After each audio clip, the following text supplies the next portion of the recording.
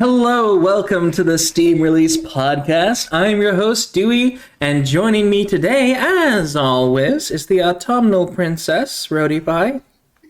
Hello. And welcome back, the developer, our resident developing expert, Chris, Affinity Chris. Expert's a strong word, but hi everybody.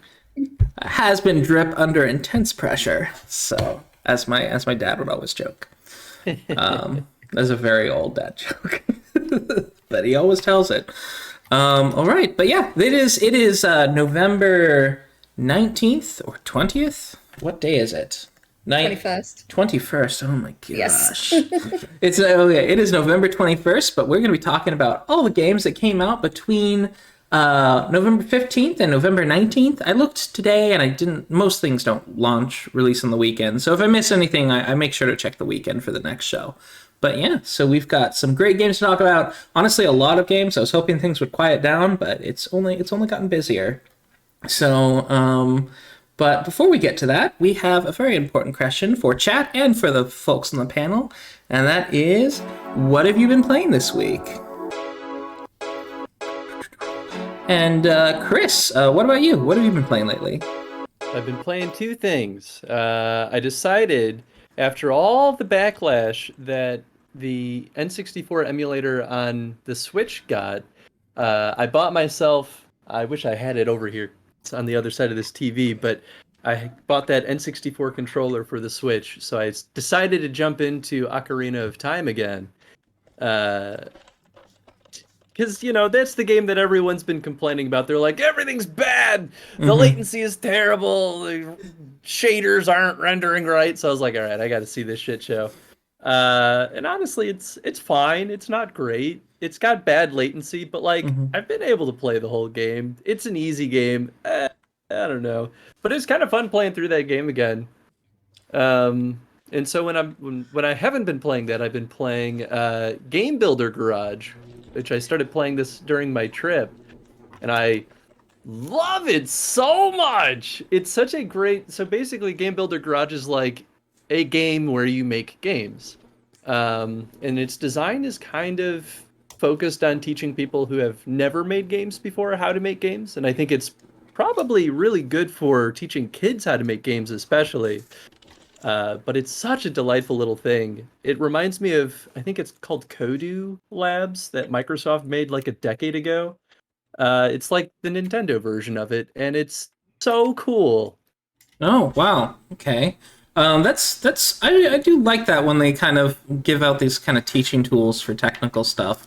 There's a lot of the stuff like that on Steam, but it's a neat way to let people dip their toes into it. That's cool. I like that. Yeah, and it uses node-based programming, so you don't write any lines of code. You literally just connect to nodes and tell it to do things, which is kind of like the modern form of scripting, which I think is a really smart way to help people get their foot in the door with programming, because it teaches programming logic. So the next step after that is like, well, just what words do I need to use if I'm actually handwriting code? Yeah. It's helpful when you get really deep into that kind of work, like knowing what all the different specific segments do and how to write them yourself or alter them. But yeah, if you just like, okay, I want it to do this and then this, and these pre-made things already do that. That's all you need. I always get stuck. I've been trying to learn coding for a very long time. I always get stuck at that memory management. But apparently now programming languages do that all for you, so you don't even have to worry about it. Yeah, that's what scares me away from learning C++. I'll stick to C#. That way I don't have to manually manage memory allocation. Yeah, cool. And Rhodey, what about you? What have you been playing this week? So, after finishing the MSQ on Final Fantasy XIV, doing the raids now. So we did like the first two near raids. So just got one more of those to do, and been doing the Eden raids. And we did 7 7 of them. Mm-hmm. So and that 7th one, where just before you do the ice, Yeah. the ice raid, that was just solid. It was just so difficult to do and managed to get through it. Oh my god, it's like all the different debuffs you get on, and then you've got to stand in the right place otherwise to get the right color. But it's like, oh no, there's 2 on that side, 2 on that side, and this, that, and the other. It's like, where am I supposed to stand? And it's just like, oh no, just let me die. Just let me die. Yeah. Don't get me back up. Don't get me back up. It's too much. Too much. Those Eden raids were excellent because they were just balanced enough where like you would fail a few times and then you would figure it out and beat it. It was like the perfect level of difficulty. So good. I think for me that one, the rest of them were fine. I was like so far up until that point, and then this one, it's like I know what I need to do, but it's like there are certain points in it where I still struggle to know like where to stand. Yeah. So it was just like no, I don't want to ever do that one ever again. Forget that one. So and now the next one is just the last element. They said like the 8th raid, and then. But so I'm wondering what's going to come after that, because there's 4 more raids to complete the story. So yeah, I'm really curious. In terms of indie scene games, so I picked up this week a game that we spoke about last week, Dogs Organized Neatly, which is I just wanted like a cute little quick relaxing game, and this was just like a nice little puzzle game, and it's just so adorable, and I like all the little things that they just added, little things that they add to it. Every time you get a new like puzzle shape, it says, oh, this is it's a name of a dog. Actually, they just like say, oh, this is Bongo or something, and he likes he's an uncomplicated dog. He just likes sleeping on his back and having his belly scratched. it's just super cute. Although the only issue that I have with it is just it's got the same music all over and over again. So that's the only problem I have. It has 1 track of music and that's it. The rest is fine. It's there are like a few surprising achievements you can get in it. The difficulty ramps up by each level, like nice and slowly. Yeah, so yeah, you just have to like place doggos to fit in a square. So yeah, that's it, and it's great. The other game that I played, and that's going to speak about, is called Howdy Jacob, and this is one that we spoke about last year, I think, the end of last year. And it was interesting because it was they said it was a hidden object game that used FMV elements. And so I was like very curious about this, and it said it had like an interesting narrative. So I had to know what this is all about. So basically, you play Jacob, and you've been off. Your name isn't Jacob, but you're playing a guy called Jacob, who is now part of a children's television show that's been going for 30 years. And they always have a Jacob.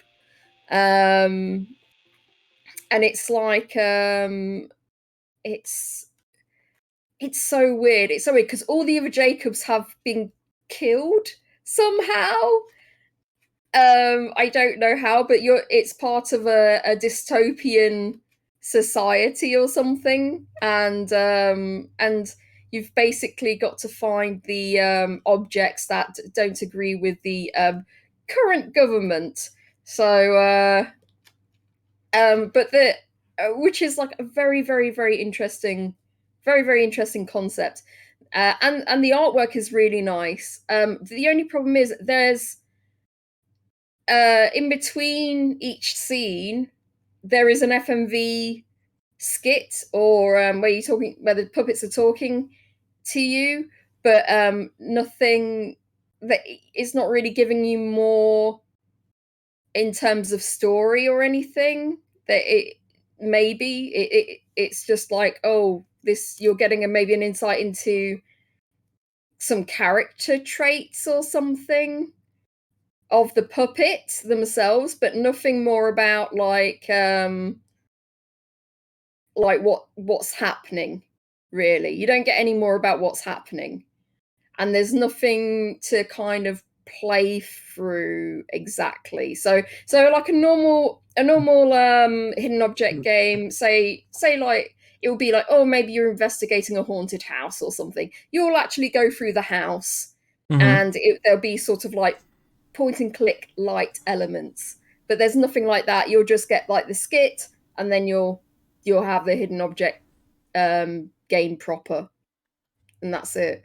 So I feel like they were trying to work in like this interesting narrative, but it doesn't like come together very well at all. It's really weird. It's really weird. Well, on the bright side, at least the hidden object art is very well done. Yeah, that was definitely a positive. I would give it. If you just want to like an interesting hidden object game, it's interesting enough. But if you're looking, I think a lot of people who play hidden object games, they kind of want the story as well. I find, and it's like this story doesn't really come together, and you're not really aiming towards something. It doesn't seem there's no narrative pushing you towards somewhere. And it took me an hour, like 1.4 hours. So yeah, and it was right now it's £7.19. So yeah, I'm not sure. I wouldn't definitely recommend this at full price, unfortunately. I know like this person the developers have done like a great job with the artwork and the puppets. The puppets are great, but yeah, I don't think for a gameplay experience it's like really comes together that well. Yep. Okay, well that's good to know. So that is Howdy Jacob, and of course you can pick it up for $9.99 USD. I have been playing Banners of Ruin, which is my so I'm on a quest to play games that actually came out in 2021, because most this year I've been playing my backlog, and so this was on my wish list. So I was like, okay, I'll check this out. Although I'm actually not imagining it. 2021 was not a big year for releases overall. There were some very good games, but even if you look at the Game Awards coming up soon, the top games this year, none of them are like small games necessarily, like super small games, but none of them are like the big blockbusters you might see in past years.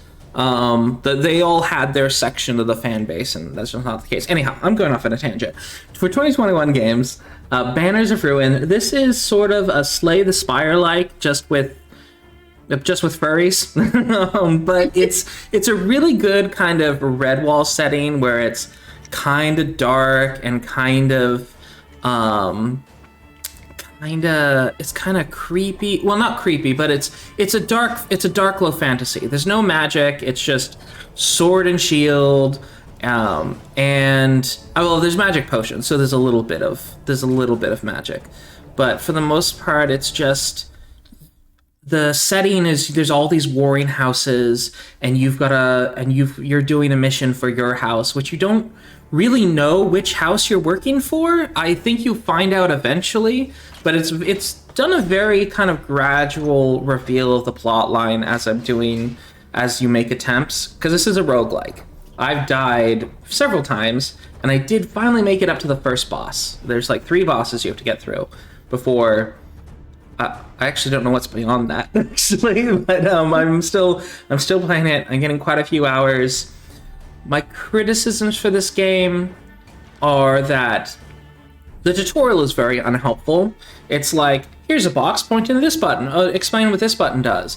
But they are very long explanations, And I just think about like what Slay the Spire did, where it just kind of just very gradually introduced one mechanic at a time with a short explanation and then give you a battle where you had to use that mechanic. They have a tutorial, but it is very short. I think in the future this game really does need to expand there, because they do updates. I really hope they expand that tutorial, because that initial tutorial was not helpful at all. I was more confused after it came out of it, and then I actually started playing and it's just like, okay, things are starting to click. I'm seeing what mistakes I'm making. I'm getting what I'm doing wrong and why I died this round and all the rest. And I feel like the tutorial might have told me that, but it was in one ear out the other, just how they presented it. It was just like, what are you talking about? I don't understand. So, great game. I would say for those of you who like card-based roguelikes, just skip the tutorial. Just play the game, and just accept that it's a roguelike, and you're going to die, and eventually you're going to succeed. But yeah, it's fun. All the different characters have very different play styles, so you're gradually going to figure out what the optimal card setup is as you go. And I am looking forward to continue playing this one. I think this game's going to probably stay in my rotation, because it's another one of those games that you can just play, with the mouse. That's all you need. You're just in the mouse. So if you're like some other folks that have watched the podcast, like I believe it was Ravenquick had an injured hand. Well, one-handed games have a place. So and that's definitely this one. It requires minimal input. So, but it's still very much a game that makes you think. So that is Banners of Ruin. I would say right now I definitely have a positive opinion of it. Just the tutorial sucks. So, but yeah. And I love Redwall, so that's probably one of the reasons I picked this up. I love the Redwall book series, so it's got a nice aesthetic that reminds me of that. Okay, with that, we're on to our release list. There were so many releases that we're not going to do a catch-up this week, but I've got some really nice releases for us to look at. I dug through the release list this week and found some gems, and starting that off with Monday, November 15th, Sherlock Holmes Chapter 1. In this story-driven detective thriller, a young Sherlock Holmes struggles to prove himself as he navigates an exotic, dangerous island in the Mediterranean to investigate the mystery of his mother's death. Ooh, so they took Sherlock Holmes out of England. That's nice. So this is developed by Frogwares, that does have a lot of history making Sherlock Holmes games. They've got a lot of past ones, but this one, they really kind of went in on this kind of graphical fidelity and the 3D artwork, and it's really hard to do 3D right, and they kind of got the nice balance of slightly they're not going hyper realistic. It's like slightly cartoon, just slightly, it's not Uncanny Valley. They did a really good job of kind of sticking it. The lighting is a little overdone in some spots, but overall it looks great. I'm really interested in this. And wasn't is it Shinji Max that was playing it? No. No. Sincerely Day. Sincerely Day, yeah. Sincerely Day. Sincerely Day's been playing this. I watched it, and so there's two things that are really terrible about this game from watching it. So this is an adventure game, but it has an unavoidable kind of like fight sequence in it. There's like a fight scene that you have to do where you can't kill the person. So you're given a gun, but you can't use the gun to shoot them in the head or something to kill them. You have to do this sort of elaborate thing where you have to like get the bits of armor off them first and then kind of knock them out. and then you have to do that in the same sequence 3 more times, but the camera doesn't point at the person coming behind you. And it was just like, hang on a second, no, this was already awkward. Why have I got to do this 3 more times?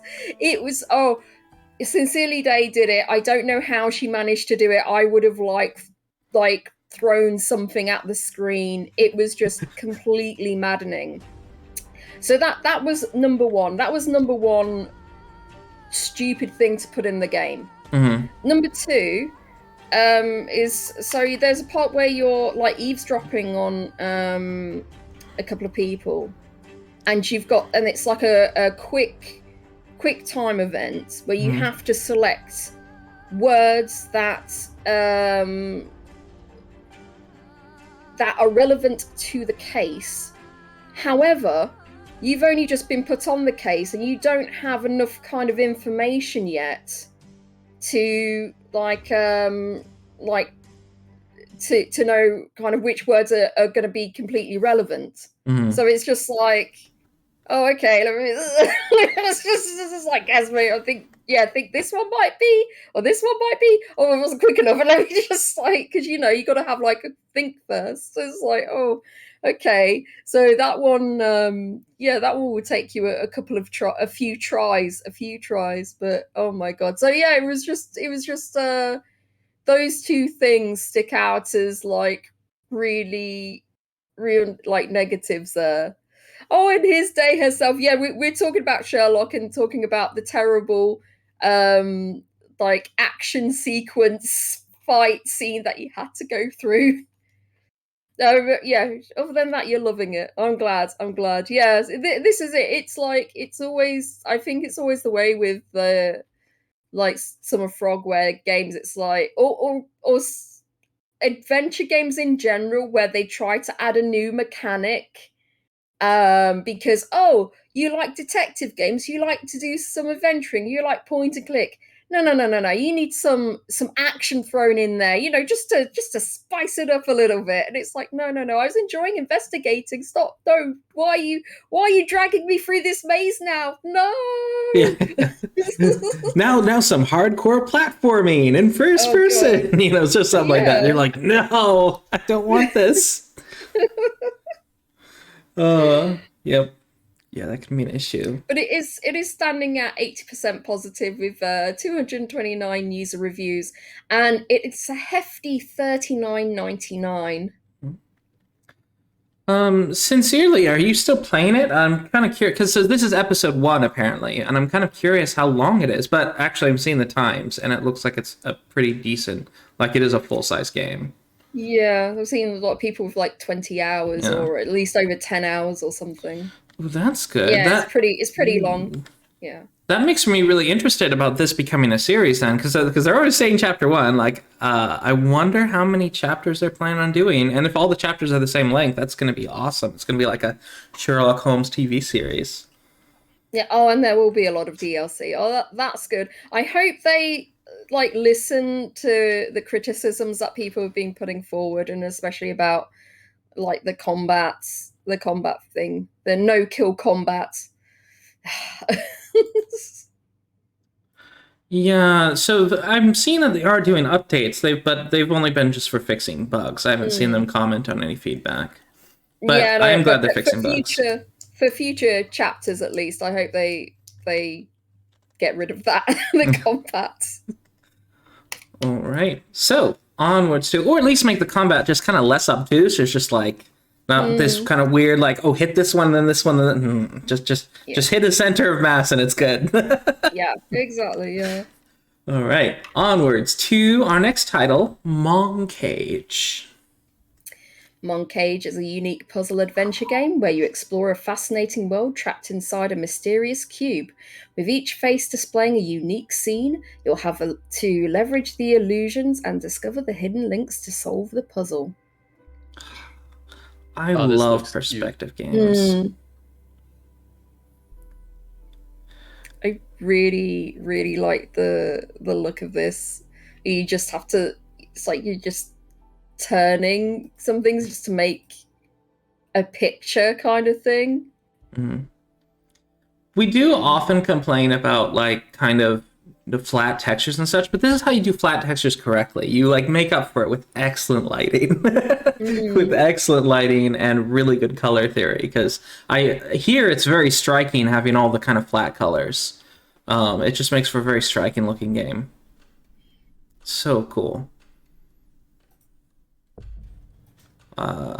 Yeah, I love these kind of visual puzzle games. They're so fun. And this is definitely going on my wish list. There's another game that I sort of like a similar kind of mechanic that I was playing. I think it was like vignettes, where you had to like turn the object round to make a different kind of shape or a different kind of object. So yeah, this is right up my street. It's standing at 94% positive with 691 user reviews, and it's 10% off right now, and that's till the 1st of December at $11.69. Curious to see how complex the puzzles get with this, because it could either get really complicated to the point where it's like cumbersome, or it could get like so simple that it's like, I'm just kind of here for the story. It really feels like it could go either direction. Yeah, because when I played vignettes, it was just very difficult to like and clunky to change the direction you wanted the object to go into. So it just got kind of annoying just trying to unlock all of the shapes and everything. So it's just like, yeah, I'm kind of done here. And there was no like story to kind of like entice me to keep playing. So yeah, I'm very, very curious. With definitely going on my wish list also. This looks pretty charming. Yeah, very charming. Someone said reach the end in just shy of 4 hours.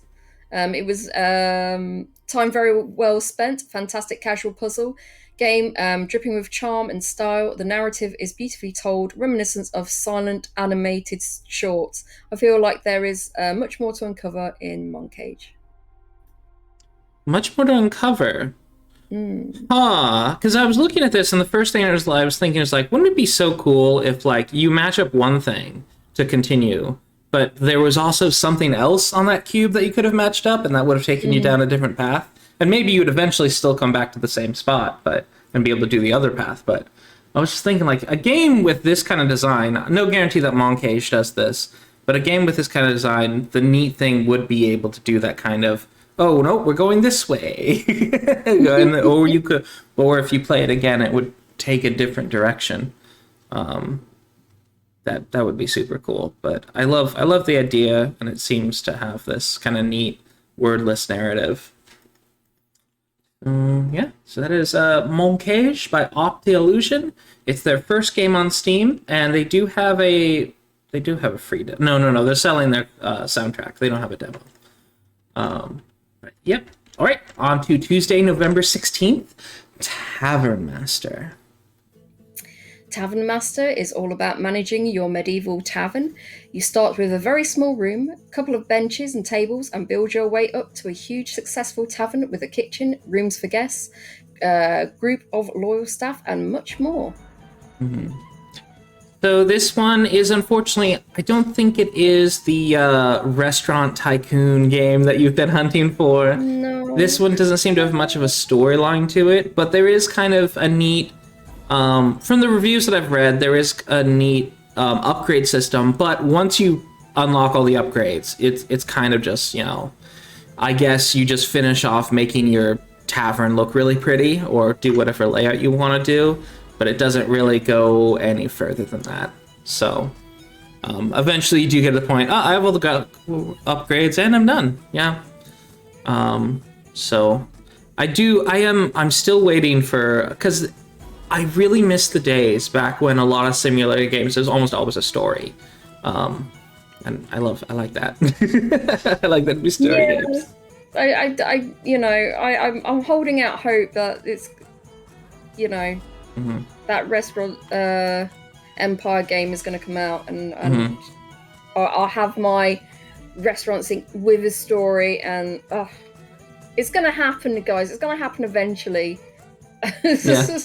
Actually, I do give kudos to this, where the textures look really nice. The characters definitely look like Unity assets, but the actual textures on the environment and the buildings and the kind of free form, the freedom, the degree of freedom they give you in like building the house and stuff, that looks all really neat.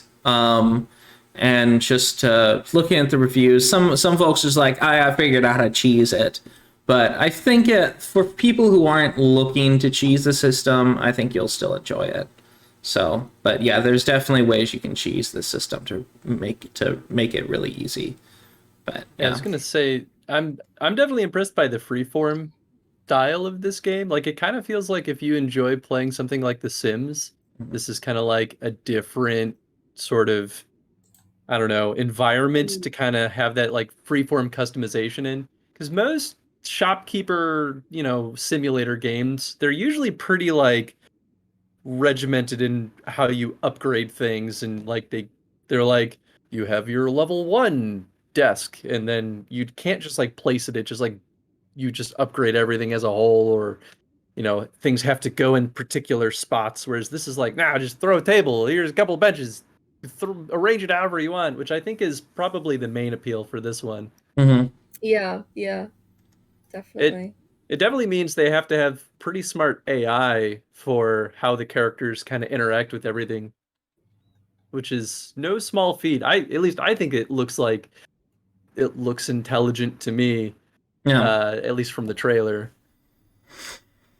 Yeah, they definitely did some good programming. There's some things that a lot of tycoon games let you do, like, you have characters like react positively to decoration stuff. That's not in this game. So decorating is purely for your own satisfaction in this, which is fine. But I do like it. Like, even the old roller coaster tycoons, you add decorations and there's just numbers tracking, kind of like, oh, your people like your park, or oh, your people think it's gross, or this, or just looks very boring, and you kind of get that kind of additional motivation to do kind of stuff like that. But yeah, it looks very serviceable. It's got some pretty positive reviews at 90% positive right now, and from what I understand, it'll give you, at least on your first playthrough, at least some 16 hours of just fun. So yeah, but yeah, there's 744 user reviews, and it's 10% off right now at £10.79, and that's for the next 45 hours. So yeah, $13.49 USD. Untitled Studio. This is their first game on Steam, but they do have a free demo. So if you're not certain whether this is your type of game, just go ahead and download the demo. Nothing's stopping you. All right, on to Dysmantle, spelled with a Y. Like DYS.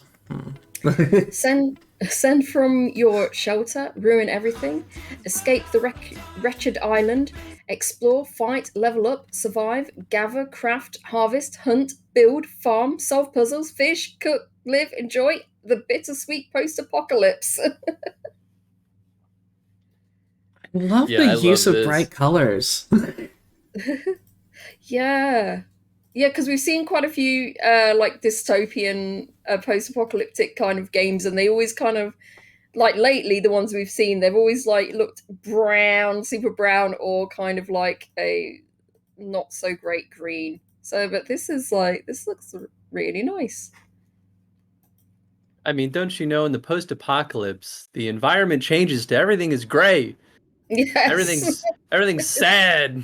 Yeah, I think these folks actually have it much more accurate, where like everything's very green, because just like plants are growing everywhere and stuff uncontrolled. But yeah, that's quite pretty. It's got this beautiful bright, because that's one of the reasons why I kind of avoid post-apocalyptic games. It's just like I don't want to play just where everything's brown. I want to see color. So, and this one definitely seems to provide it with a lot of different biomes. So, very cool. Yeah, that's pretty enticing. I feel like a lot of these styles of games kind of live and die based on what kinds of things you can craft. Because the crafting is always like, that's the long-term meta to these games.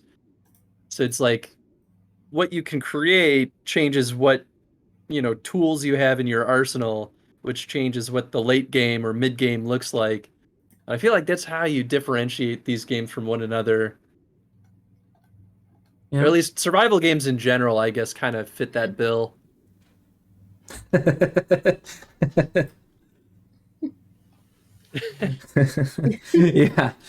the features include break over 99% of all objects for materials with the right tools. No barrier will stop you. So I guess that means that you can break down any walls or anything like that. That's cool. Fight with or run away. Handcrafted open world. Clears of monsters to claim it as yours. Oh, you can actually clear the areas of monsters. They're not just going to infinitely spawn. Okay. I do like that. If that's part of the whole point of, because that's what kind of annoys me at some survival games. You just can never create this is forever a safe zone in a lot of them, and I do like it when you're able to progress it that far. Now, granted, like then you can get to a point. If there's not a story, you can get to a point where like, well, there's nothing else to do now. But yeah, so build outposts, craft permanent weapons, hunt, farm, fish, cook, and and of course there's mysteries. So hopefully that is like a way to tell stories and such. Yeah, and this has been in early access. So it's standing overall at 92% positive with nearly 3,000 user reviews. And but recently it's standing at 86% positive with 400 user reviews. And it is 35% off right now at £10 and 6p for the next 45 hours. So if this is something that ticks a lot of boxes for you, I'd grab it now. They also are advertising that they don't have a hunger system in this game. Oh, that's nice. I don't like that kind of, you're that sort of micromanaging kind of thing. No. Sometimes it's fine, but I feel like sometimes it's like it's too overbearing sometimes. Yeah. They don't like balance it very well. Yeah, games that require you to eat like every 15 minutes or something. It's just like, put a timer for like 3 or 4 hours and that might be more interesting. But I get you have all these like little things you have to keep up, but it definitely tells me that this game is more focused on exploration and surviving monsters and not dealing with other, normal survival mechanics. Yeah, the food seems to be more about like buffs and stuff. No. Okay, so that is Dysmantle. So yeah, probably a casual, because I'm looking here. They got survival, but it's also crafting. Yeah, this looks more like a kind of casual survival game. Yeah. It is very positive with 92% out of 2,900 reviews. And of the recent reviews, 86% positive with 400 user reviews. So doing pretty good. And you can pick it up for $12.99 right now because it's 35% off. That's a pretty good discount. So pick it up if you're interested. On to CountryBalls Heroes. CountryBalls Heroes is a game where you get to play as your favorite country ball, become a legend by leading massive country ball armies, create your forces, build master planned cities, gather powerful artifacts, and prove that your country ball is the most powerful. I love the CountryBalls comics. They're so tongue-in-cheek and funny with all these wacky little, kind of poking nods, and like every country is making like just kind of poking fun at every other country. I love the comics, and it's so neat to see a game made out of a franchise. Does anyone own CountryBalls, or is this just an internet thing? I don't know. It's wondering. Probably like one person who created it, and then millions of memes spawned off of that.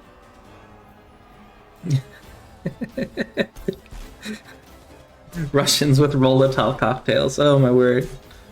So funny.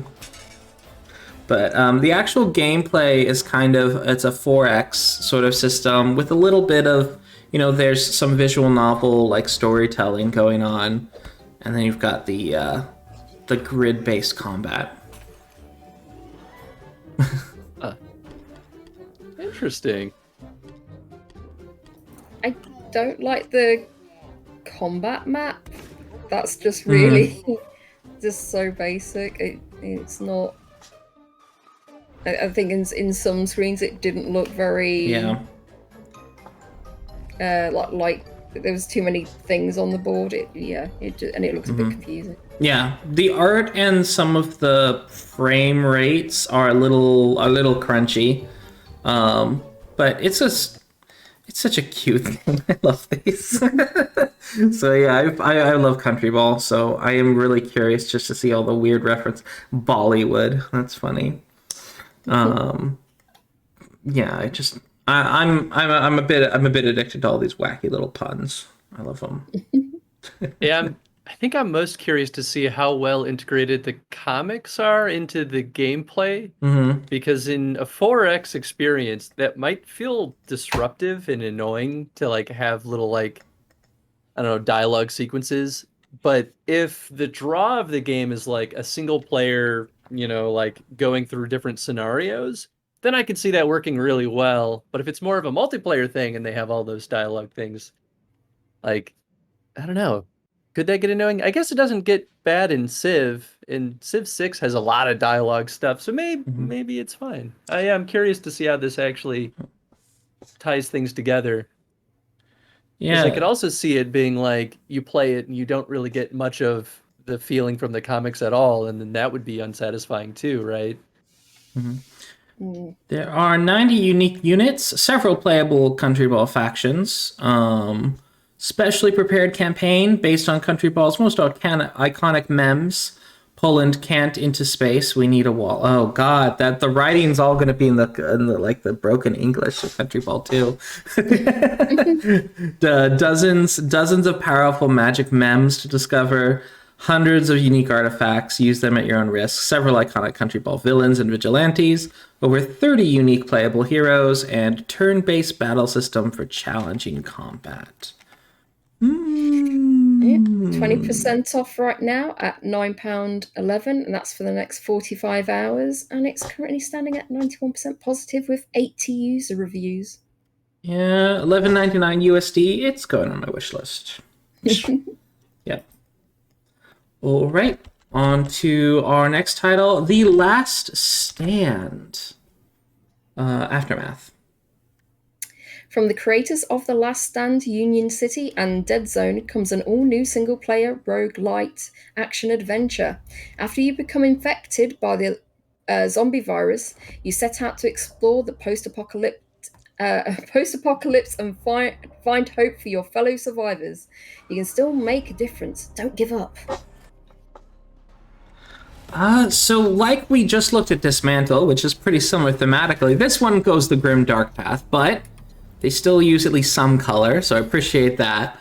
I love how they've integrated the concept of roguelike into actual lore of the game, because the reason you're out here looking for stuff is because you're infected, you're doomed to die, and so you're just gonna do what you have to for the survivors.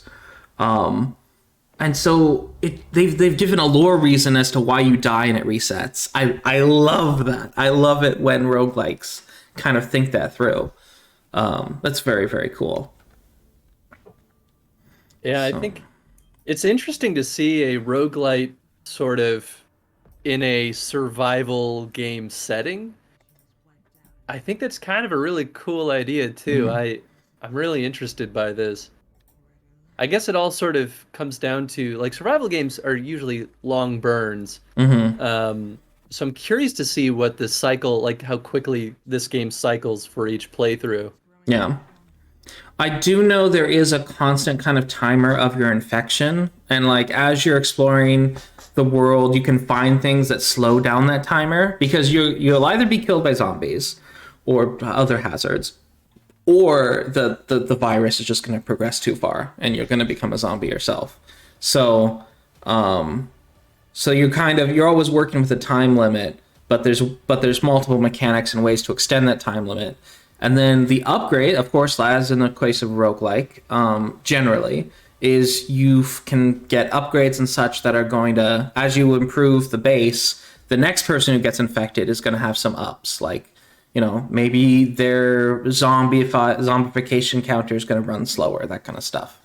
And so you're gradually making it more and more upgraded until you can finish the game. And I'm kind of curious what the end point is. Like, I don't know, do you find Shangri-La and you guys are safe? But I'm not sure. I think the real question I have is, will we ever find the zombie version of our last character? Can I get eaten by my last character? That would be really cool. It seems like a stretch, but I love the idea. It's just a little thing. It wouldn't even be the first game that done that, though. So, yeah. That would be really neat if you could run into your old characters like, oh no, and then you kill them and then you get all your old gear back. Oh man, that'd be fun. Oh, that's a good idea. Go to recover your lost bag and have to kill your former self. Yes, yes. Oh, It's this would standing be. at 80% positive with 796 user reviews, and it's £19.49. So there's currently no discount. Yep. Yeah, 24.99 USD. Yeah, I think it's a cool concept, and this is a good streaming game, I think, as well, where that like you can name characters and then have like sub narratives like, oh, Shinchi Max has died.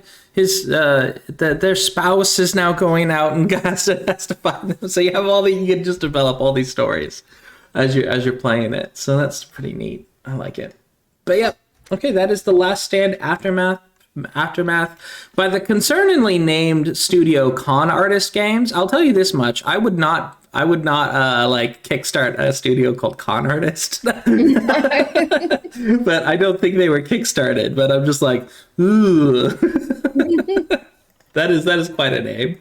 It's just like that Kickstarter that failed.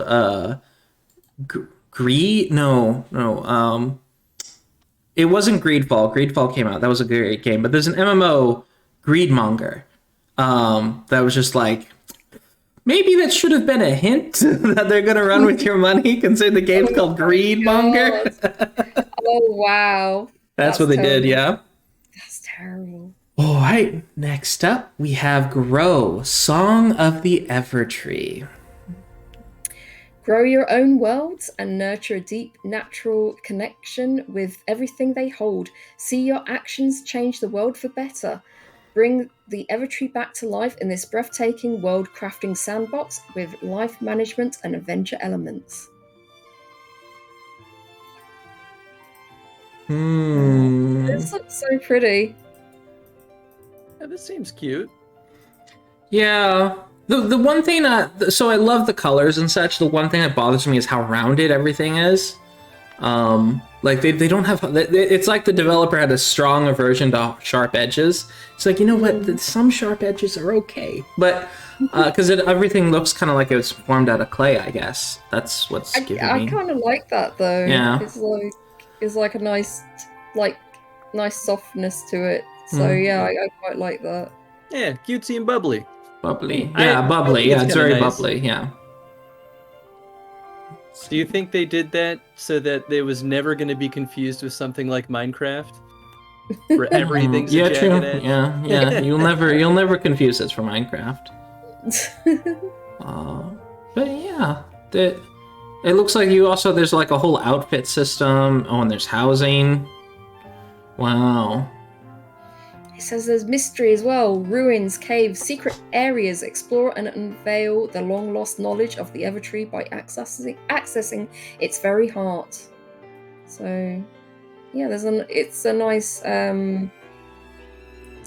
exploration game as well.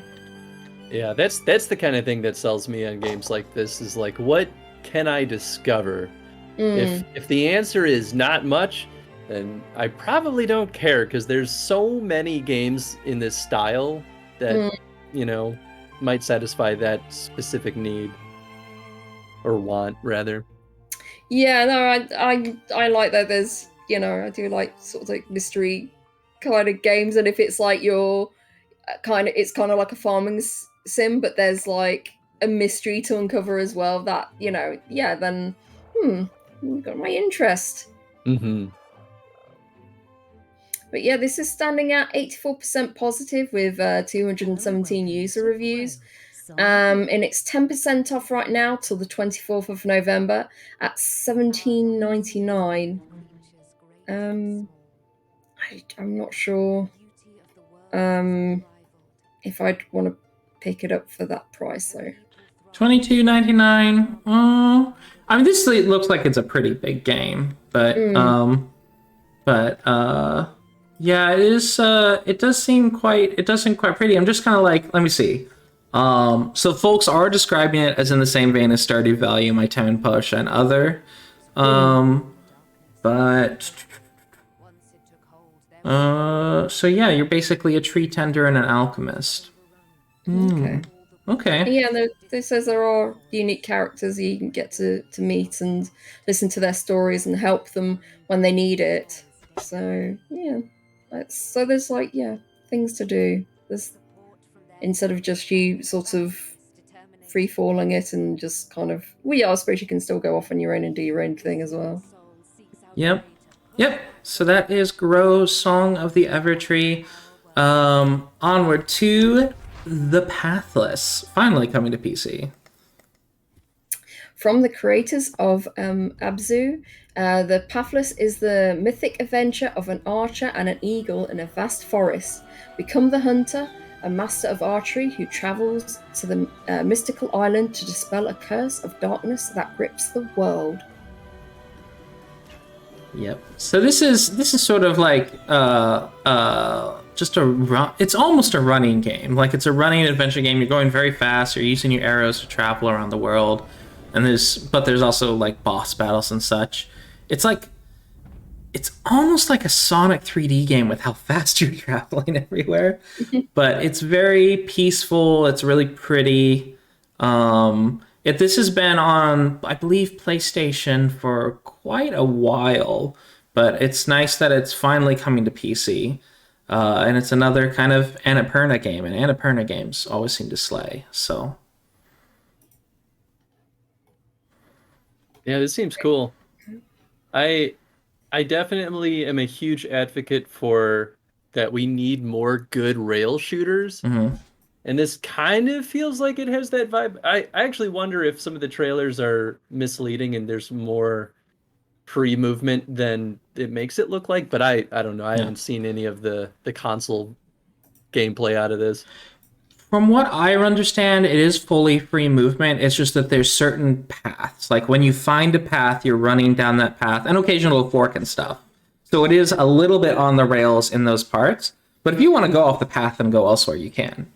That makes sense. Yeah, so there is some of that kind of on rails aspect, but it's like they've made on rails in a kind of free form environment still. So, which I think is cool, and I think you do eventually get mounts for, especially when you're going off the rails.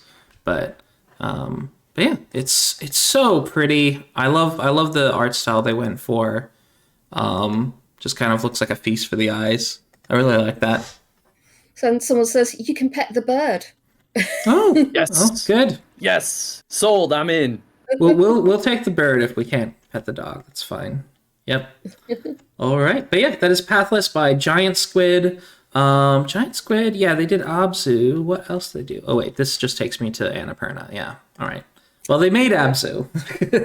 So if you liked Abzu, check it out. Yeah, 91% positive with 92 user reviews, and it's 35% off at £20.14, and that's for the next 45 hours.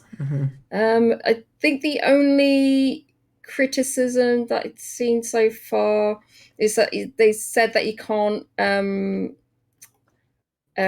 change the keyboard bindings. Oh, for Azerty keyboards. Ooh, that's pretty bad. Does it have controller support though? That's even an accessibility thing, being able to change key bindings. Yeah, that's a bummer. That is a bummer.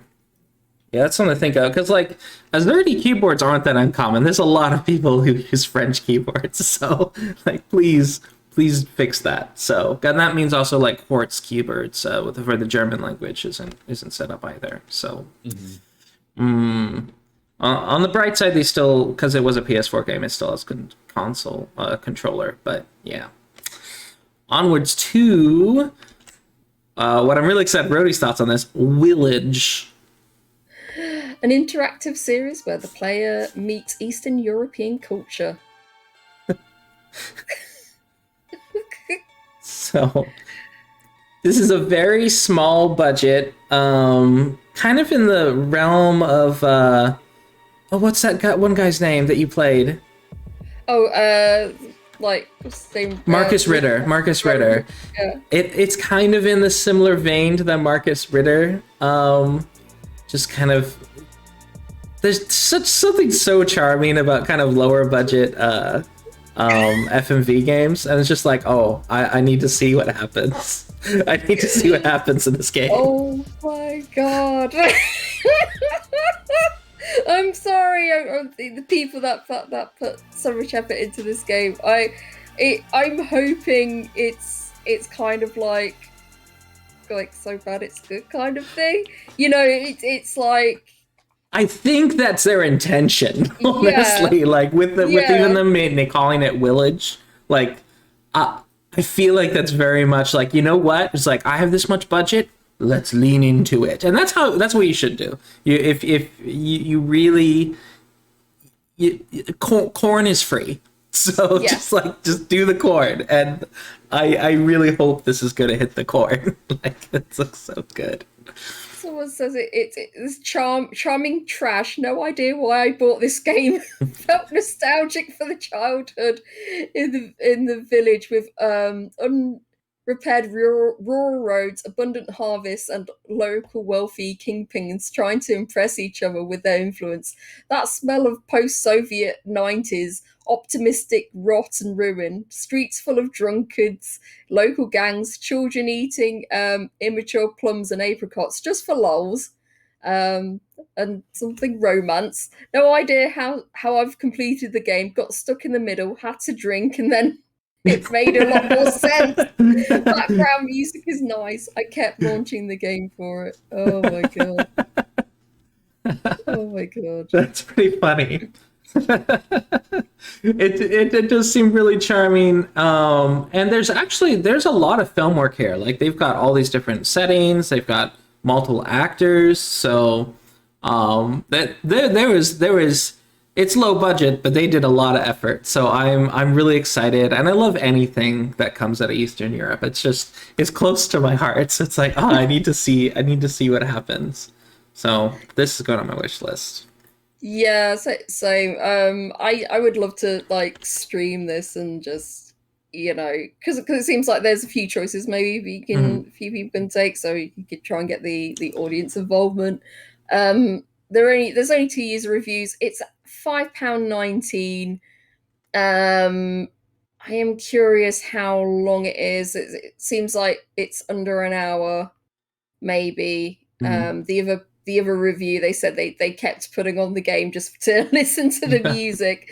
So it's probably pretty short then. So yeah, $6.99 USD. I'm hoping it's not just a series of photographs, just that just bulk out the game itself. I hope there's plenty of like FMV, like proper bits to it. Yeah, of course. For example, at this screen you have go forward. Hopefully it just doesn't take you to like another kind of picture.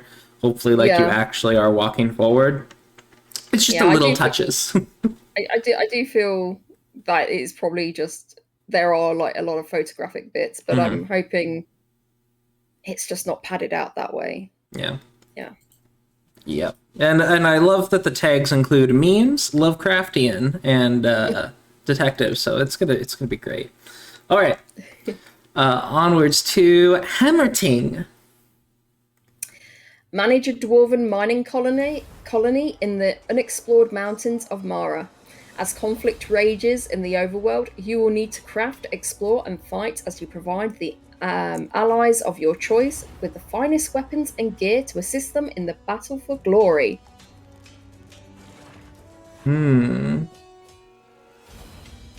This, I'll be honest, this is not a genre I'm really into usually. But it does seem to have quite a lot of different systems going on. There's like, you're dealing with monsters, you're dealing with, you're building up different rooms for all your different, features. You've got, I'm just not a colony builder type player. That's not something I do very much. But this thing looks like it can get very, very big. Oh, and there's even like a 4X overworld. What? Yeah, I really like that. I like the fact that you're also making weapons for your allies and everything, so you can help them win the war and go for glory. It's interesting. It seems that in this one, basically the dwarves are like the weapon providers, and you're basically just trying to pick who you want to win, and then you're like, how do we extend this war to make more profit? I feel like that might be an aspect to it as well.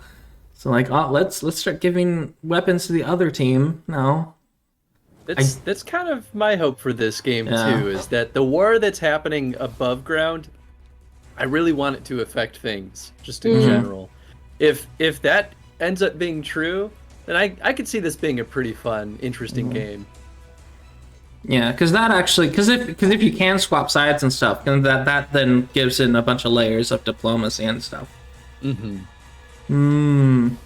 me see. It says allies on the surface will have all manner of requests. Dwarves may find themselves asked to craft a plethora of silver swords against an oncoming vampire army, or alternatively, for an elf princess coronation, they'll be tasked with creating nothing less than a legendary diamond-encrusted gold crown of divine ruling +3. With the overworld in need, every successful delivery takes you one step closer to triumph. As your dwarves grow in skill and your base expands, build conveyor belts and elevators to free them of manual labor. So it doesn't say there if, like, you have to make a decision on doing either or, otherwise, there's could be bad consequences with either case. It's come out of early access, and there is a significant drop in the reviews, whereas in early access it was 73% positive, and now it's 51% positive now that's out. It's been in early access for about 7 months, and a lot of folks are saying it's not ready for the full release. So there may be issues when you jump in, but they are still doing, well, up until the release, they were still doing regular updates. And the game is also designed with modding in mind. So they have full modding support. They also provide all the C++ documentation and all the programming documentation for free. So if you want to like alter the game, or if there's something that's unbalanced, there's going to be mods to address those, hopefully. But which is cool. There's also an online co-op mode. But I'm probably going to wait on this. Well, it's not really up my alley, but I'd probably recommend folks to wait on this, judging by, how people have received it now that it's out. It's 33% off right now till the 24th of November, and it's £13.39. And I'm wondering if I'm going to check the discussion and see if they are like working on even more. I'm hoping they're going to keep bringing out more patches. Yeah. That adage of the whole thing, that adage, it doesn't imply any more of that a game that launches bad is forever bad. That's not true anymore. Like, games can be updated. Multiple games have kind of proven that. But and hopefully they're going to be an example of that as well, where, if it's come out not too keen, that people will start to see it improve. They are. It says important point being 1.1 update is already in the works. Okay. That's what they're saying, yeah. All right. That's good. So hopefully they'll be able to address most of their criticisms with that. So cool. Yeah. You can remember on Steam there is a feature where you can follow a game and you will receive an update as soon as there's any updates or news about it. So that way, if you want to wait on it, you'll eventually get a ping about it. So, all right, That is Hammerting by Warpzone Studios. On to Wednesday, November 17th, is That Flipping Mountain. A physics-driven parkour game inspired by getting over it. Jump, flip, ski, and dive yourself up a massive mountain of stuff. Fall down, rage, get up, shake it off, parkour on. Oh boy. Yeah. Again. This is one of those anger-inducing games. Whoop. Oh my god, I would just scream at something like this. Oh my god. Yep. No. I don't know if it looks as mean as getting over it, which is kind of a nice plus to me. Yeah, it looks less mean for sure. There's fewer spots where you can fall all the way back to the beginning. I like the skiing bit. If you just get it right, you do some skiing and all the different elements. You can swim as well, and it's very well done. Yeah, this looks pretty good. Not sure if I want to punish myself to play it, but it looks good. Oh my god. Yeah, this definitely looks like one of those games that, you watch other people play it to just relish in their agony. I streamed one of these games. I think it was like Pogo Stuck. Yeah, Pogo Stuck, which is basically getting over it, but with pogo sticks, which makes it even more infuriating. Oh my word, I played that for maybe 45 minutes and I rage quit. That was one of my shortest streams ever. It's just like, nope, I'm done. I'm going to have a heart attack. So I'm done. But yeah, That Flipping Mountain, it is developed by solo dev Jeff Weber. And they previously developed Just Ski. A difficult, minimalist, one more try physics game. And Just Ski seems to have a very similar kind of art style going on, where it's the white foreground and then, a colored background. Yeah. Interesting. So yeah, that But is. yeah, it's standing second game. at positive with 94%, with 19 user reviews, and it's on special promotion now, 10% off until the 24th of November, and it's £4.67. Yep. $6.29 right now. Okay, on to Arcadia Fallen. Play the role of a young alchemist apprentice who is unwillingly bound to an illegal spirit, suddenly drawn into a war between humanity and magic. They must join a group of unlikely heroes to escape their own doom, hopefully saving the world along the way. Interesting. I like the illustration. Yeah. I like the alchemy mechanics. You're making a new potion or something. That seems very interesting. I like that. It's like a simple puzzle, but it's quite nice. Definitely seems like the kind of game that lives or dies on its story. Yeah. It looks like, though, all the characters have voice acting, which seems like a pretty nice plus. Yeah. Yeah, provided it's good voice acting. Otherwise, you just read it. Exactly. But so far, it sounds pretty good. One or two of the voice actors sound super robotic, but otherwise, it's not like an assault on my senses. So, yeah, it seems pretty neat. It is standing at 100% positive with 16 user reviews. It is nearly £20 though, like £19.49. $24.99. Yeah, that is more expensive than the typical visual novel on Steam. But I am, let me see, Galdra Studios. There's also Galdra Studios' first game, but yeah, they're on Steam now. So I am curious how long it is, though. Yeah, I'm looking at the various reviews, and some people have like put in about 18 hours, 20 hours. I'm seeing a lot of About 50, around the 18. like 13 to 15 or something like that. Yep. So yeah, it's definitely a hefty visual novel. So, and I can understand the additional expense with voice acting. But Yeah. All right, that is Arcadia Fallen by Galdra Studios, and onwards to Once in Flowerlake. This is a good story in a sci-fi setting with a top-down view telling the story of a nameless man lost in routine in the middle of a cold world and soulless machines. But what if it could be different? How do you but how surely that's for me to decide if it's a good story. Yeah. I always kind of pop an eyebrow when someone says it's a good story or it's a good game. It's like, you don't need to tell us that. But I do like the art style. It's kind of a little bit wide out on some of the scenes, though. It's kind of hard to tell where you are.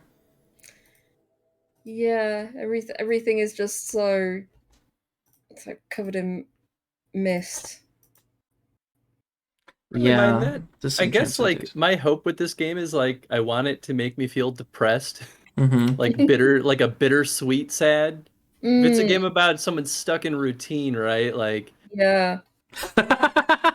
This feature a calm and moderately kind story. What does moderately kind mean? Invented by one man with a finale that will leave you with food for thought. Invented. You mean written by one. Okay.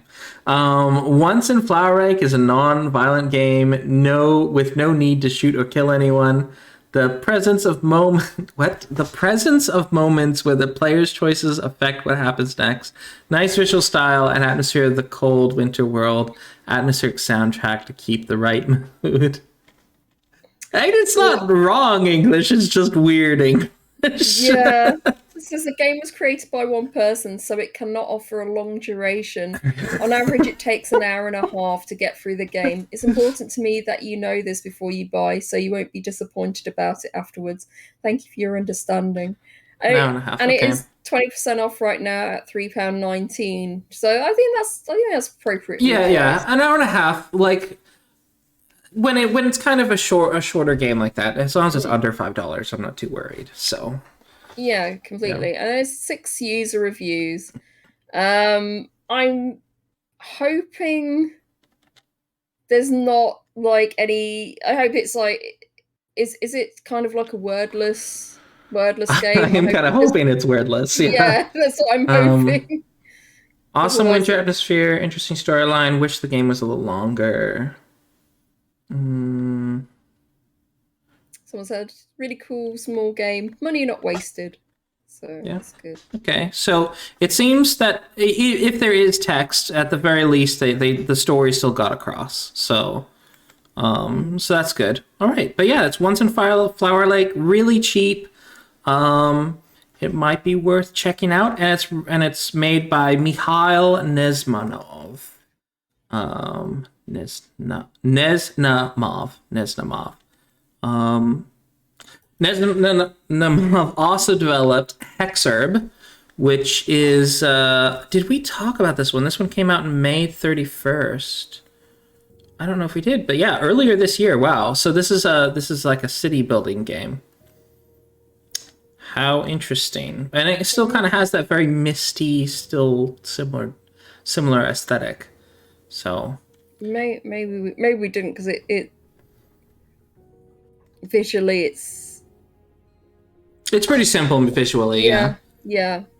But it's got some pretty. It's kind of pretty. And right now it's 80% off, 90%.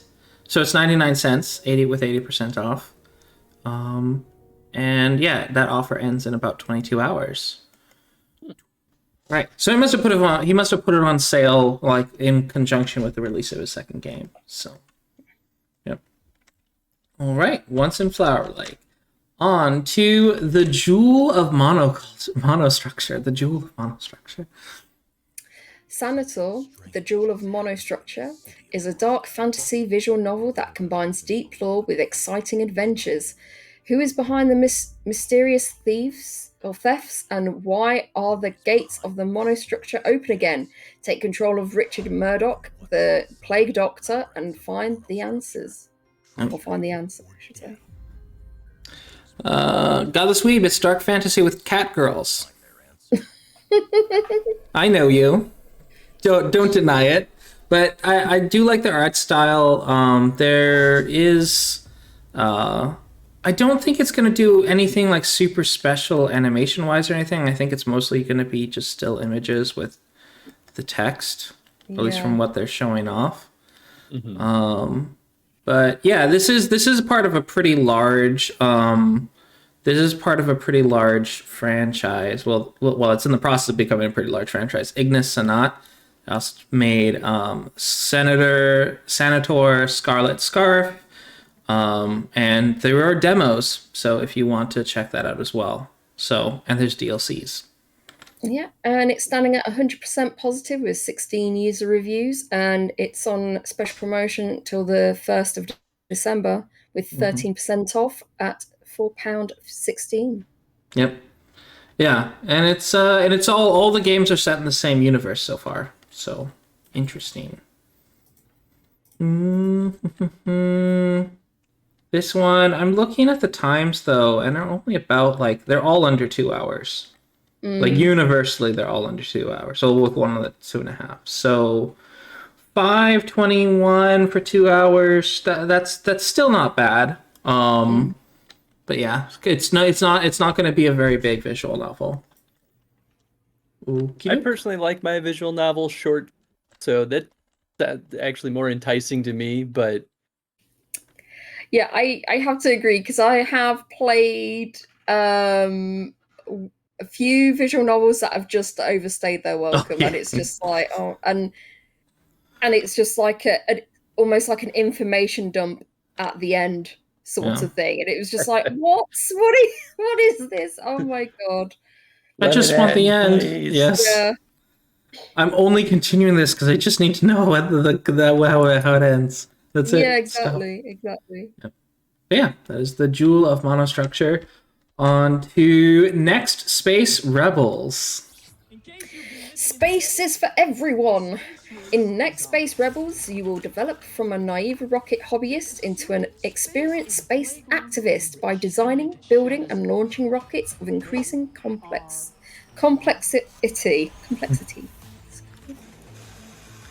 I love the premise of this game because it's actually this is kind of in the close future. We have the cost of space flight has been slashed by 99% in the last few years. Where now even really small countries are starting to do it, and I'm just it's only going to be a few years, and there are going to be kind of small town people going you know what, I'm going to fly to the moon. It's probably going to be in our lifetime where stuff like this starts to happen. And I think it's really neat that they're kind of jumping on, kind of seeing that, and they're you know what, I'm gonna make kind of a funky, weird game about it. Some guy tried to build a rocket to get into the atmosphere, to the outer atmosphere. Mm-hmm. They weren't successful. They got quite they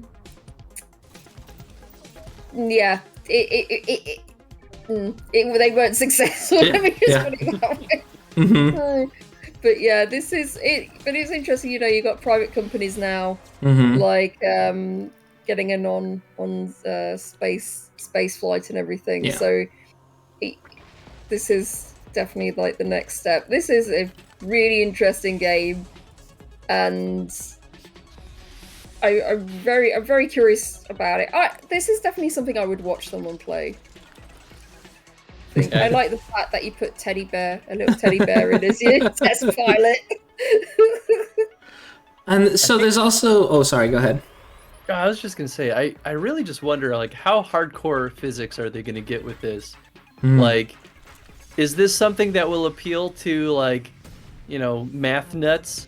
Yeah. Or if you really want like good physics simulation, is this going to be a disappointment? Like I feel like they're threading a needle as far as like they could be too complicated or not complicated enough. Yeah. But it seems fun either way. Is it going to be like Kerbal Space Program kind of level? Yeah. Yeah.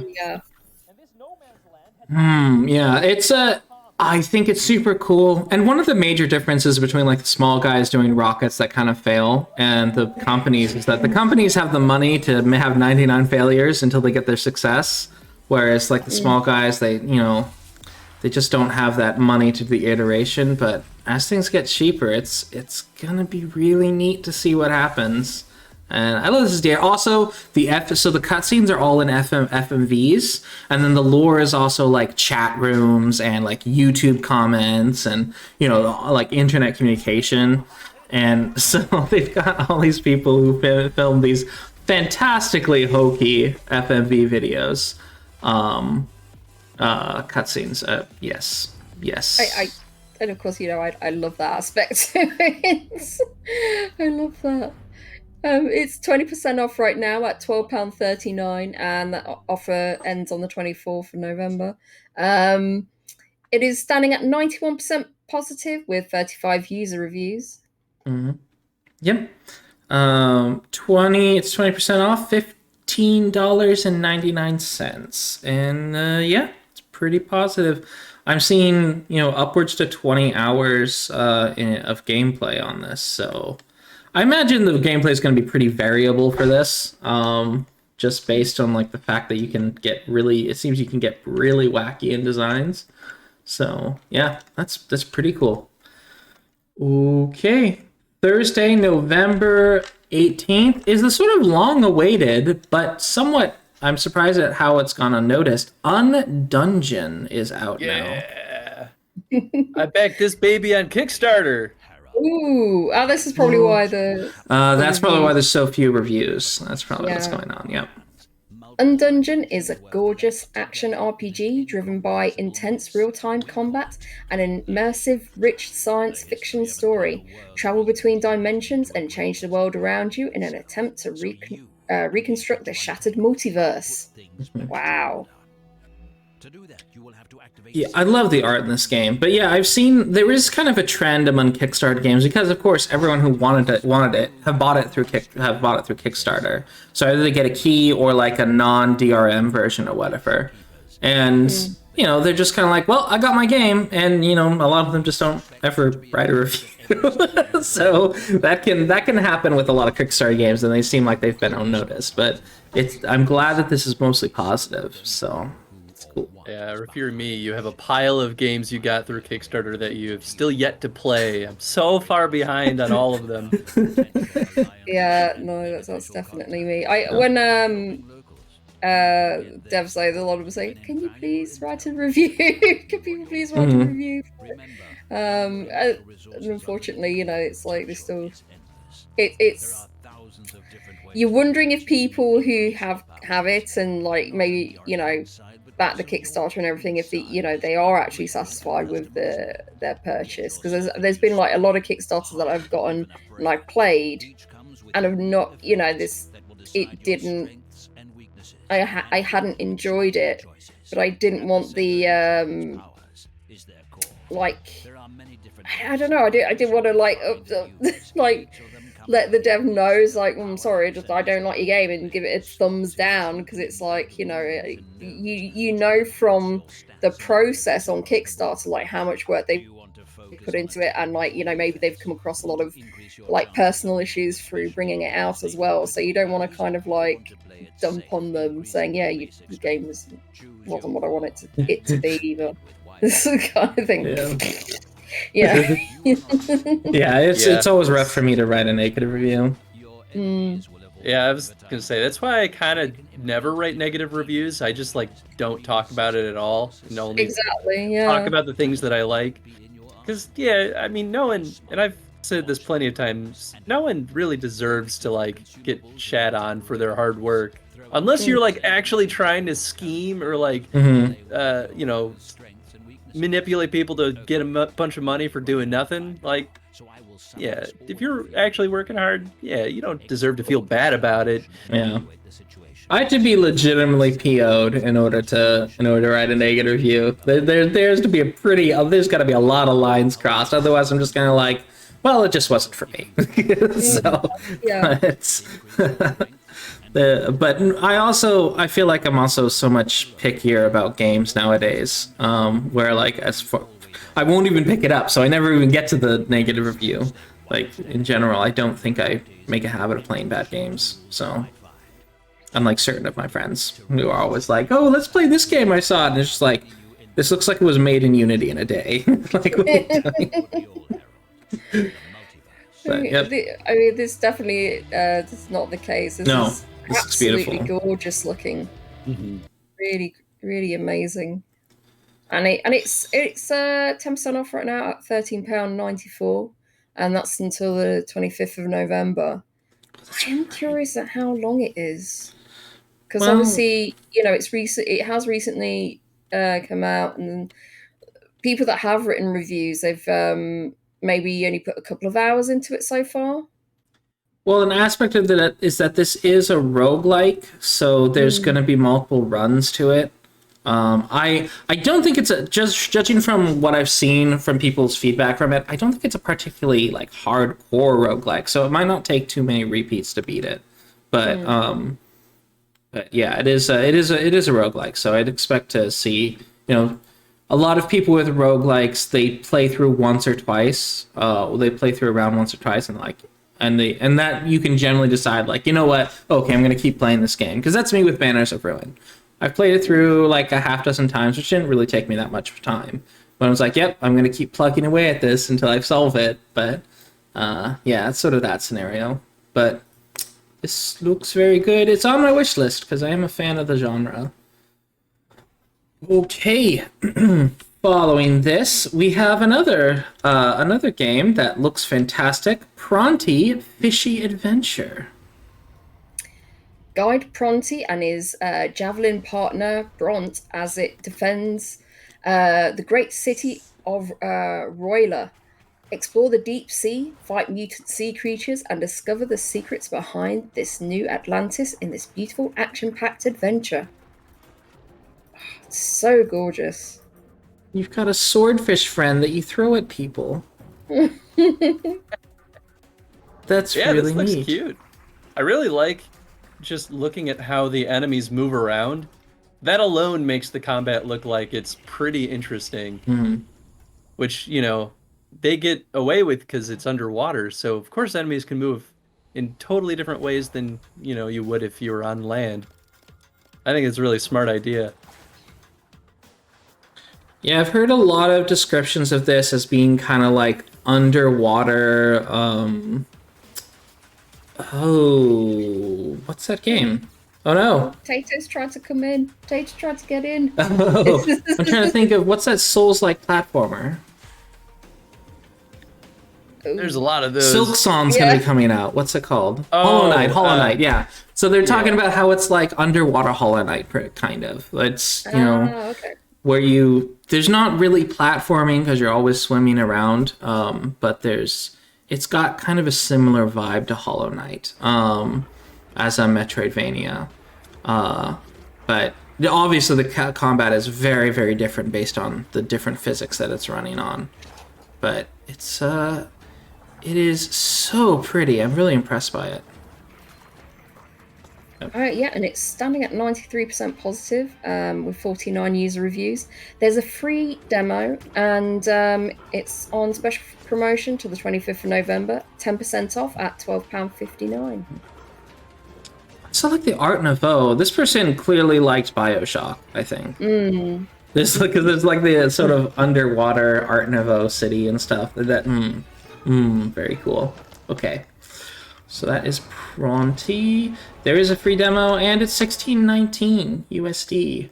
On to our final game from Friday, November 19th, Romino's Adventure.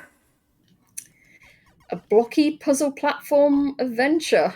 Let's see. Make your way moving around Tetromino Minos in this puzzle platformer adventure. Travel through 8 unique worlds and a total of 43 levels to claim your rightful deserved bite of the cake. Will you be able to reach the end? I don't know. You can always check a walkthrough. It's cool with me. Also, make sure to take breaks and hydrate from time to time. It's pretty cute. Bye. I really like this Tetris mechanic as a platforming concept. I guess it's a little more puzzle in that sense, but it feels like a pretty fresh idea. Yeah, it seems like super like, oh, duh, why wouldn't someone do like something like this? Looking at it now, but I'm just like, Yeah, oh, right? That's brilliant. Because I don't think there's, for all I know, there probably is a game that does this, but I haven't seen it. And that just seems super clever. Oh, and you have to rotate them so you can go. It's so clever. I love it. I think they do a really good job too, nailing the like old school console sort of art aesthetic. Like it's not NES, it's maybe more like Atari. Well, maybe if you're looking at like Atari, what was it? Yeah, 4000 or something like that. Yeah, something like that. Or the, what's it called? The like ZX Spectrum or something.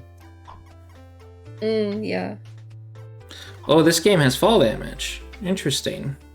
So you can't fall too far. This is so interesting. Yeah, incredibly clever. I'm highly impressed. Yeah, it's like very, very simple looking, very, the simple mechanics on what you have to do and everything, but it's just like, it's so clever at the same time. Like, I don't think I've seen, like, anything like this, or at least, like, nothing that springs to mind.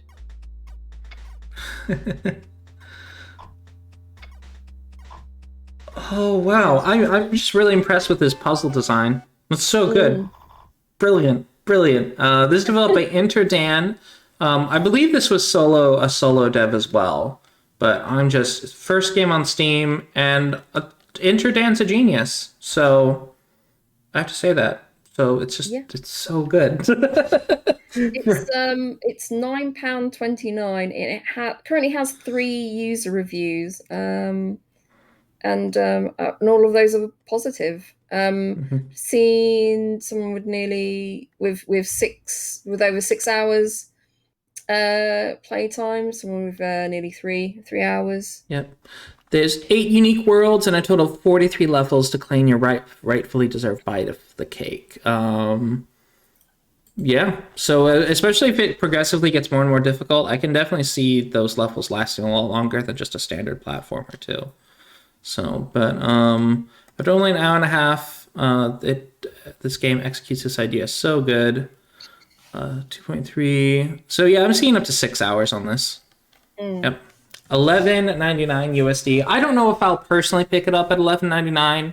I'm probably gonna pick it up when it's on a sale. But just the design chops of this, I'm super curious about it. So, it's definitely on my wish list.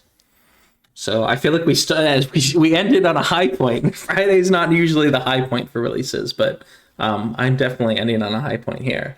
So we come on the question of the week is what is the very best? What's the best game that you saw this week? Chat, please let us know what your favorites were. But Chris, are you ready with your choices for best game of the week? Man, I mean, there's actually a lot that kind of hit a very similar like tier of like what I think looks the most exciting. So I literally have 5 games that I highlighted as like I really like this. But if I had to choose one, I think I'd go with Dysmantle. That's a game that I could see myself burying in 100 hours if I really was enjoying it. Something about just like the exploration to it, the survival of it, the art looks stunning. Yeah, I don't know. It seems like a really fun, long-term kind of commitment sort of game. I guess it really all just boils down to how complicated does it get and how quickly do you sort of cap out on things you can discover or craft. But the like variety of biomes is a huge selling point to me too, because if you're going to add a biome, that means now you've got all sorts of new stuff you can discover and craft using the resources there. So that's a huge, huge selling point to me. Yeah, and I'm absolutely with you on like this game looks super interesting. It is still sort of a survival game, but it might be casual enough that I might be into it. Because I was getting screwed over by the hunger mechanic, but And for what it's worth, I love survival mechanics. So I like going into hardcore survival games, but I like the casual ones too. Yeah. Yeah, this week I put 3 games on my wish list, and so again, it's an unusually good week. There's weeks I don't pick a single one, but yeah, this has been an unusually good week, and Dismantle's a great choice. All right, Rhodey, what about you? So yeah, I've put 4 games on my wish list, but I'm gonna pick a couple. So definitely, I'm definitely gonna pick this game up at some point. Moncage with the that kind of like nice sort of like puzzle game, sort of again vignettes, and you just turning it to make a different to join up the scenes. I really like that concept, and yeah, it looks super cute, and I hope there's like a nice narrative that goes with it as well. So yeah, definitely picking that up at some point. I think that was my runner-up also. It looks really good. So good. Yeah, it's so good. Looks so good. And I think so. I am curious about Grow, Song of the Evertree, but I'm worried that there might not be enough to do in it, or there's not enough. It isn't like you in terms of story. It's not unique enough to like maybe for me to like maybe pick up eventually or something, because it's if it's like a 3D like farming sim, I need it to have like a strong story, I think, because it's like there's so many kind of farming sims out there, and but it's like what boxes is this one going to tick kind of thing. So yeah, I'm curious about it. Maybe I'll watch some people play it on Twitch, and then I'll make my actual decision on whether I'm actually going to pick it up. But one I'm definitely going to pick up eventually, and I'm probably going to stream it, is Willage. It's gonna be done. It's just it just seems like there's just so many funny characters, and it's like it doesn't take itself too seriously, and it looks like one of those like intentionally so bad it's good, which is fantastic. Yep. All right. Let me see my game of the week. It's a really, really difficult choice, but I think I kind of tipped my hand. It's gonna be Romino's Adventure this week. I've got some runners up, of course, like the Pathless looks really fun. CountryBalls, of course. Willage. And let me see. Yeah, that's probably it. But yeah, Romino's Adventure is just, it takes such an old idea from gaming, just an old idea, and just does something new with it. And I love it when developers do that, because it's just when people go back to, I mean, there was a game recently that I checked out that basically looked at Pong and just did something new with it. And there's going back to the basics. There's a reason that those classics we still talk about today, and this kind of just combined the idea, and it's so good looking. So yeah, I definitely want to check out Romino's Adventure. As someone who's not very good at Tetris, but I do like the aspect of putting it together. It's just the stress of not having time to put it together. This one might be more my speed than actually Tetris itself. So Romino's Adventure by Interdan. I really want to check it out, and I look forward to future developments by this developer. So yeah, Romino's Adventure. Okay, and of course, chat, let us know. But onwards, we are on to, we're going to head towards our shameless plugging. So first of all, Affinity Chris, where can the internet find you? What are you up to? So you can all find me on Twitch at twitch.tv/AffinityChris. I do chrono streams, so I play through entire franchises in chronological order. Right now we're in the midst, maybe actually at the halfway point of the Donkey Kong franchise. We're powering through that one so much faster than I thought we would, but there still are like 52 total Donkey Kong games or something. Mm. We're also doing Resident Evil, and we just started Resident Evil that was remade on the GameCube, and that one's going way slower than I expected it to go, because there's also like 50-some games in the Resident Evil franchise. Oh, sorry, I didn't mean to cut you off. No. Otherwise, you can follow my work at Iron Galaxy. We develop a ton of games over there.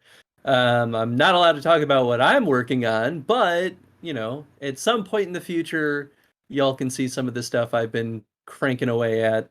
Iron Galaxy's made all sorts of good stuff. They do a lot of like support work with other known big name titles and stuff, which you can all see that on the website. I'm never sure which ones I'm allowed to talk about and which ones I'm not allowed to talk about. I'll talk about the ones that are on Steam, like the Spyro Reignited trilogy, Crash Bandicoot, Killer Instinct, Dive Kick, Extinction. So they kind of support larger studios in like doing kind of ports and such, right?